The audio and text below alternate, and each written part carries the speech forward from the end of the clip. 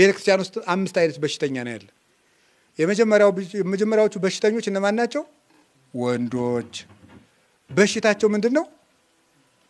ዝሙት።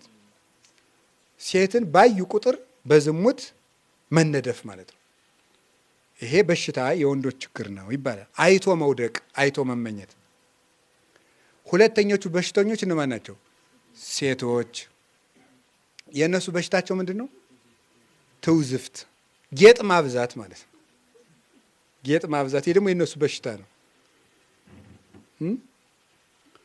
አሁን ምንም የጆሮ ጌጥ አልበቃቸው ብሎ ያፍንጫ ጀምረዋል። በጣም እኮ የሚገርም እኮ ነው። እንደዚያ ማለት ይሄ ትውዝፍት፣ ይሄ የሴቶች በሽታቸው ነው፣ ደዌያቸው ነው። እነሱ የማጌጥ በሽታ አላቸው። ያጌጡትን እያዩ ደግሞ የወንዶች የምን በሽታ አለባቸው? የዝሙት በሽታ አለባቸው። ሰይጣን እያስተባበረ አድርጎ እንደሚያጠፋና እያዩት። ቀጥሎ ሶስተኞቹ በሽተኞች እነማን ናቸው? የካህናት በሽታቸው ምንድነው? ትዕቢት ነው። እኛ ያሰርነውን መንግስት አይፈታው ይላል። ይፈታል? ይፈታዋል ወይ? አይፈታውም። እኛ የፈታነውንስ መንግስት ማሰር ይችላል? አይችልም። እግዚአብሔር ይፍታ ካልኩት ና ወይን ቤት ግባ ቢለው እግሩን ነው የሚያስረው። ነፍሱን ማሰር አይችልም። እኔ እግዚአብሔር ይፍታ ካልኩት።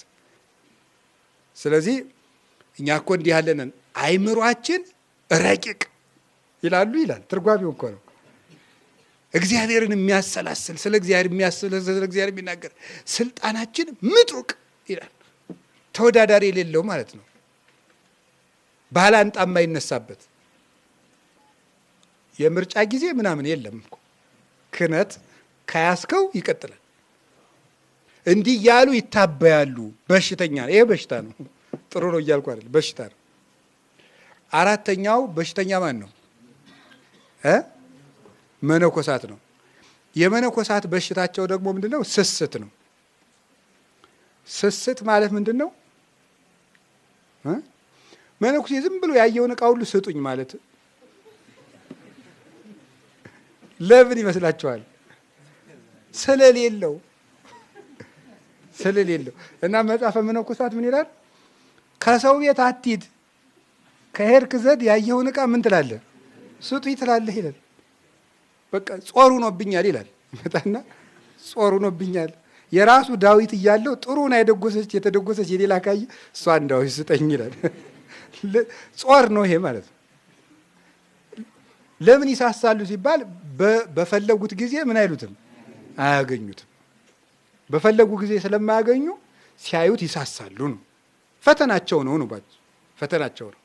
ምግብም ቢሆን እንደዚያው ዲያርጎ ግጥም ውሎ መነኩሴ አንድ ጊዜ ነው የሚበላ። ሲበላ ግን ያው ሊበላ ይችላል እና ሲበላ ከውስጥ የሆነች አራዊት ይቅርታ አድርጉልኝ ሲጥ አለች አሉ። ውሎ እየበላ ነው ሲለፋ ውሎ ሲቆፍሩ ሲጥ አይ እንግዲህ ከኋላ መነኩሴ ገብቶ ጭጭ ማንጭጭ የለም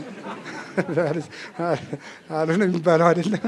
እና ችግር ነው። ምግቡ አይሻሻል፣ አይለወጥ፣ ወጡ አይጣፍጥ። ከነዚያውም አንድ ጊዜ ነው የሚገኝ። እንደዚያ ነው የፍቅር ለክርስቶስ ፍቅር የሚሰጥ ምልክት ነው ምንኩስና። ለክርስቶስ ፍቅር ነው እንዲህ የሚደረገው፣ ክርስቶስን በአንድ ልብ ለመከተል ነው። እና ይሄ ችግር አለ። አሁን ብዙ ጊዜ የከተማ ብዙ ነገር እንዳላወጋ ነው እንጂ